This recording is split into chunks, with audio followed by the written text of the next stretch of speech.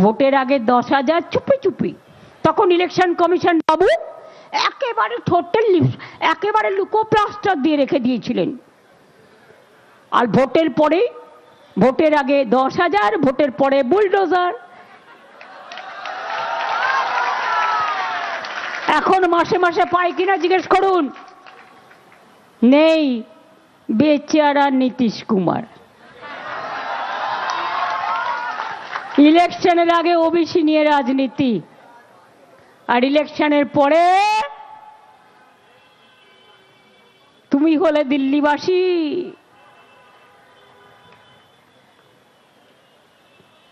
যেই গেছো বিজেপির খপ্পরে, সেই পড়েছো থাপ্পড়ে। দেখলেন তো এখানকার মাননীয় রাজ্যপাল প্রাক্তন আনন্দ বোসকে কিভাবে সরানো হলো। কেন সরানো হয়েছে আমি সব জানি, ভয় দেখিয়ে। রাজভবনটা বিজেপির পার্টি অফিস হবে, ওখান থেকে টাকা বিলি হবে। আর যাকে নিয়ে এসছেন তার বিরুদ্ধে আমি যেটা শুনেছি এখনো পর্যন্ত, তামিলনাড়ুতে যখন তিনি ছিলেন, সুপ্রিম কোর্টে অনেক কমেন্টস তাকে শুনতে হয়েছে। তিনি কোনো কাজ করেন না বিজেপি ছাড়া, বিজেপির একেবারে প্যারেড করা ক্যাডার। শুনুন, বাংলা কিন্তু অন্য।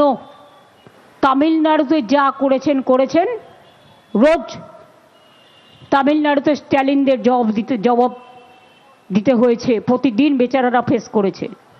বাংলায় ভোটের 1 মাস আগে কেন চেঞ্জ করলেন?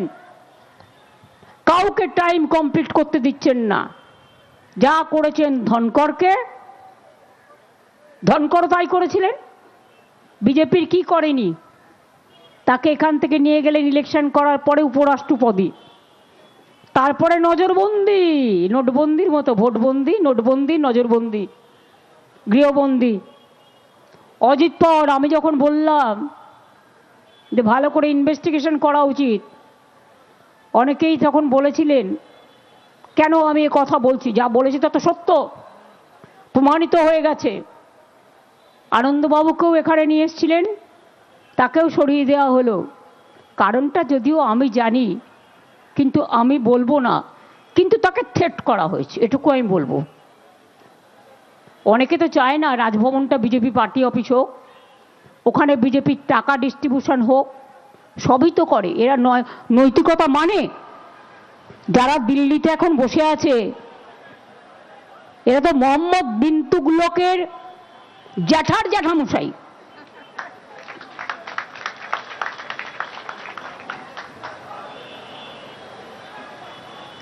কাজে এদের সম্বন্ধে এবারেও তো টিম করে জ্বলছে। তার এত তেলের দাম বেড়ে যাচ্ছে, ওদের তেল বেড়ে যাচ্ছে।